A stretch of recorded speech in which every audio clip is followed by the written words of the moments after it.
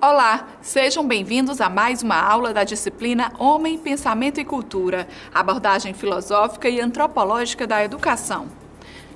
Na videoaula anterior, estudamos as relações entre trabalho, educação e escola. Nas nossas reflexões, você deve ter compreendido que o trabalho é essencial para a produção do mundo humano, pois é trabalhando que homens e mulheres o constroem e o transformam, e que com o trabalho nos educamos e educamos aos outros. Nesta videoaula, refletiremos sobre o sentido dos valores na construção da humanidade de homens e mulheres. Essa reflexão passa pela compreensão sobre o que são valores e que tipo de valores existem, como os valores afetam a vida das pessoas no seu dia a dia e por que eles são tão importantes na educação em geral e na educação escolar. Curiosos? Então vamos começar nossas reflexões e estudos sobre o sentido dos valores na construção do devir humano. Para iniciar, retomemos então a investigação. Como nos fazemos humanos nas e pelas práticas valorativas? Vem cá, a dignidade humana tem valor? Tem, a dignidade humana tem valor. Quanto custa? Não sei dizer. Dá para trocar? Não, não dá para trocar. É possível vender? Vender? De jeito nenhum. Quanto se paga por ela? Não há valor que se pague pela dignidade humana. Como vocês devem ter percebido, as perguntas realizadas se referiram apenas a um tipo de valor, o valor de mercado, isto é, o preço estipulado na troca de uma mercadoria por dinheiro. O valor de mercado tem uma forte influência na organização do mundo humano atualmente, tanto que quando se fala em valor, logo se pensa em dinheiro. O valor de mercado interessa aqui apenas para chamar sua atenção de que a educação, elemento central do devir humano, tem sido valorizada como mercadoria de uns tempos para cá. Mercadoria cara não é para qualquer um, não. E quem não puder pagar pela educação o valor de mercado, como fica? Para essa cultura que valoriza tudo como mercadoria, quem não puder pagar fica de fora, fica excluído. Simples, não? Não é assim tão simples, pois a educação e a dignidade humana têm outros valores que não os de mercado, pelos quais você não paga em dinheiro, mas com a própria dignidade. São valores estéticos, éticos e políticos. Os valores estéticos dizem respeito à afetividade e à sensibilidade, à percepção e ao sentimento das pessoas em relação às coisas, às outras pessoas, às ideias. Para expressar o que sente, o homem se vale de diversas possibilidades: a fala, a escrita, os gestos, o desenho, a música, o artesanato, a dobradura, a aparência do nosso corpo. Os valores éticos são aqueles que orientam a nossa vida e influenciam as nossas decisões, determinando o que pensamos acerca do que é melhor ou pior, levando-nos a realizar ou não determinadas ações e a preferir ou não determinadas coisas. Já os valores políticos são atitudes em relação às preferências ou necessidades de um grupo social ou da sociedade como um todo, geralmente considerados para um grupo de indivíduos, como uma nação, religião, classe social, etc. Esses valores são construídos socialmente e não estão nas coisas, nem nas pessoas, nem nas ideias, nem nas ações, nem nas atividades.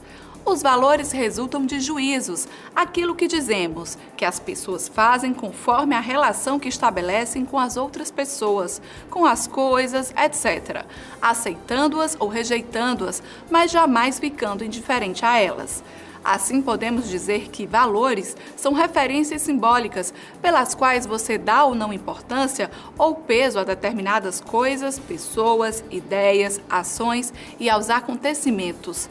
Com os valores, você faz escolhas, toma decisões, define suas preferências. Por isso, quando você valora, não fica neutro, assumindo uma posição sobre aquilo que valora diante de outras posições possíveis. Você disputa, negocia e constrói a vida e o mundo humano. Mas e quando os valores do outro não são os seus? Quem decide qual valor é melhor? Sobre isso, vale a pena ouvir o que nos diz o filósofo Clóvis de Barros Filho. Ética não é um saber acabado. Ética não é uma tabela pronta. Uma tabela das condutas elencadas, todas as condutas humanas em 2 colunas. Pode, não pode, pode, não pode. E o professor de ética, aquele que talvez tenha decorado a tabela. Partimos da premissa de que essa tabela não existe e, se existisse, ela estaria caduca no dia seguinte. Porque no dia seguinte estaríamos diante de situações inéditas que teriam tornado a tabela obsoleta. Razão pela qual acreditamos que ética tem a ver com liberdade. A possibilidade que temos de escolher como queremos conviver. A ética parte de uma premissa. A nossa convivência pode ser diferente do que ela é. E, portanto, a nossa convivência pode ser melhor do que ela é. A ética é a inteligência compartilhada a serviço do aperfeiçoamento da convivência. As formigas, por exemplo, também convivem, mais intensamente do que nós, talvez. E todos sabemos como as formigas convivem. Quase todas elas trabalham 24 horas, 2 ou 3 não fazem nada e ficam com tudo. Estranhíssima a convivência entre as formigas. Só que no caso do formigueiro, tem que ser assim. As formigas são regidas pela sua natureza, são escravas do seu instinto e não podem conviver diferentemente.